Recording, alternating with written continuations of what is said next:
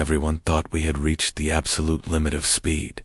Propeller planes were the pinnacle, the final word in aviation. That was the consensus. But in 1929, a 22-year-old Royal Air Force officer, a young man with no money to his name, no formal university degree in engineering, and a long list of rejections, sketched an idea that would shrink our planet forever. His name was Frank Whittle, and that idea was the jet engine. This is the gripping story of a lone genius who gave the world speed, and it's a story that keeps me awake at night. Picture this. Frank Whittle, at just 21 years old, is a brilliant cadet at the RAF College Cranwell. He writes his final thesis, a visionary paper titled Future Developments in Aircraft Design. In it, he outlines a radical concept, a gas turbine engine that could propel an aircraft to speeds and altitudes previously unimaginable, well over 500 miles per hour. He presents his idea to the Air Ministry, the highest authority in British aviation.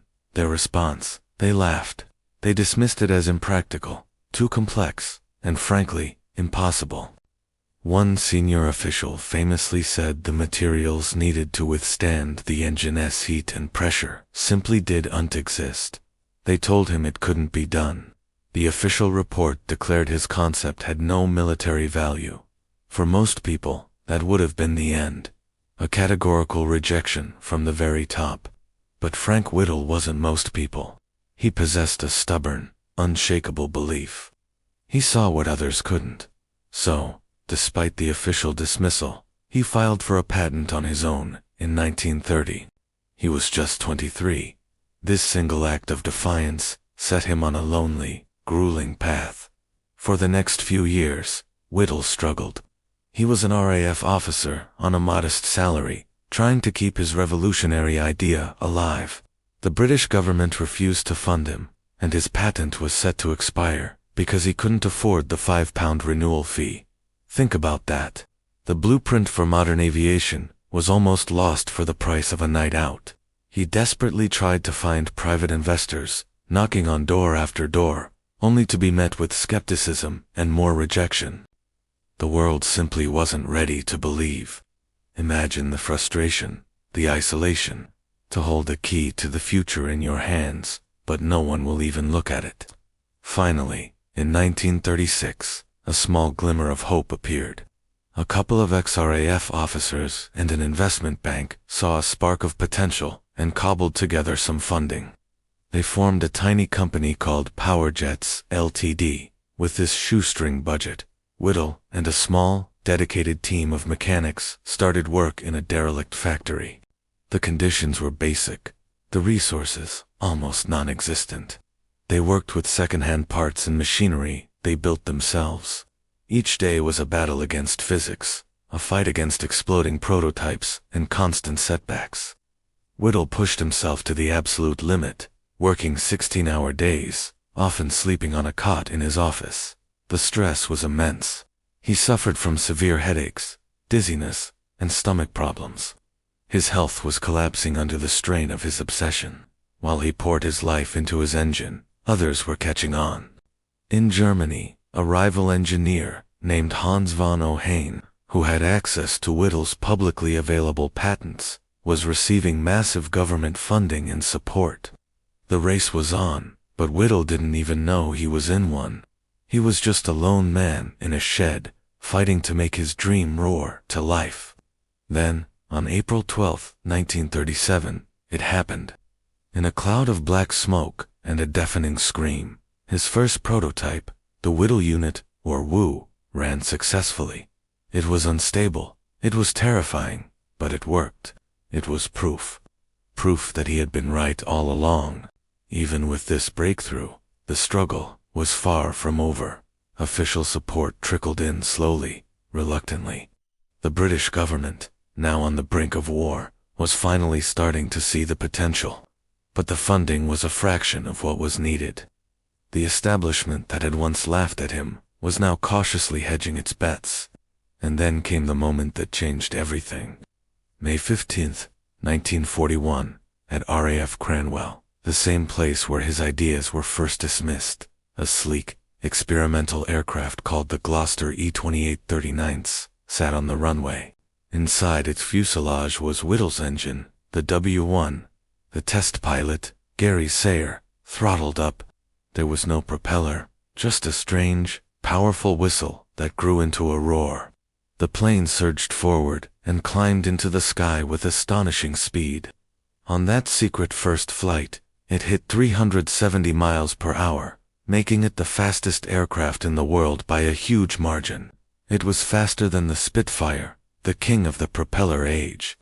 Whittle stood on the ground, watching his creation soar. After a decade of poverty, ridicule, and near collapse, his impossible dream was a reality, tearing through the sky.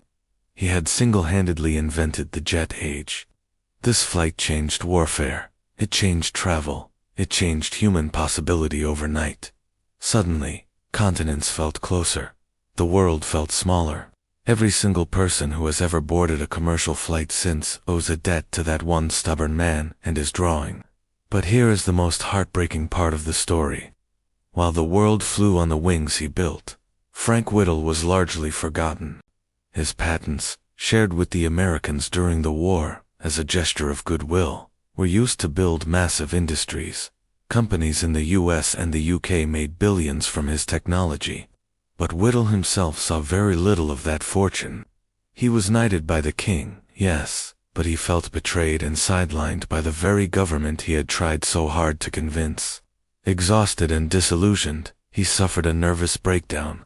He eventually moved to the United States, working as a professor, a quiet legend walking among people who had no idea who he was or what he had done.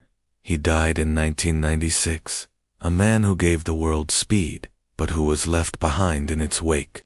This story of Frank Whittle, of one quiet man against the entire establishment, keeps me up at night, because his lonely struggle feels so familiar. Right now, I'm trying to do something that feels just as impossible. I'm starting a project called Johin. In Arabic, Johanna means little jewel, and that's what it is. A small, honest family of kind and ambitious people. A chosen family. People who decide to look after each other and grow together. The idea is simple. We each put just 5% of our monthly earnings into a shared fund. That fund doesn't go to a CEO or a faceless corporation. It goes directly back to us, to lift every single one of us higher. It could be used to help a member start a business, go back to school, or get through a tough time. It's a safety net and a launch pad, built by us. For us.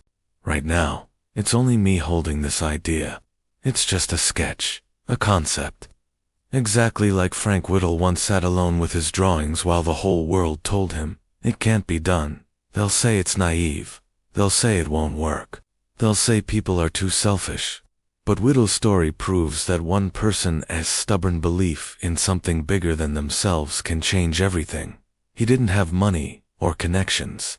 He just had a vision and the courage to see it through, even when he was all alone. If his story moved you, if you understand that feeling of fighting for an idea that no one else sees yet, then maybe you're the next person meant to help this quiet dream reach the sky.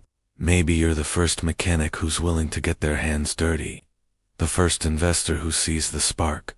The first pilot willing to take a chance. I'm looking for the first few people to build this with. The Frank Whittles of our time.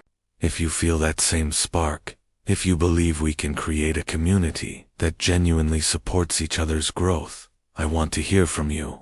Send your CV, or just a few real words about yourself and why this resonates with you. To the email, startnow19951995@gmail.com. I'm reading every single message personally. If we feel the same way, we'll build this together, one determined heart at a time. The future is always waiting for those who are willing to believe first. If you're ready to push the limits with me, drop Johanna in the comments below. Thank you for listening. Please like this video, subscribe for more stories of lone dreamers who changed the world, and turn on those notifications. I'll see you in the next one.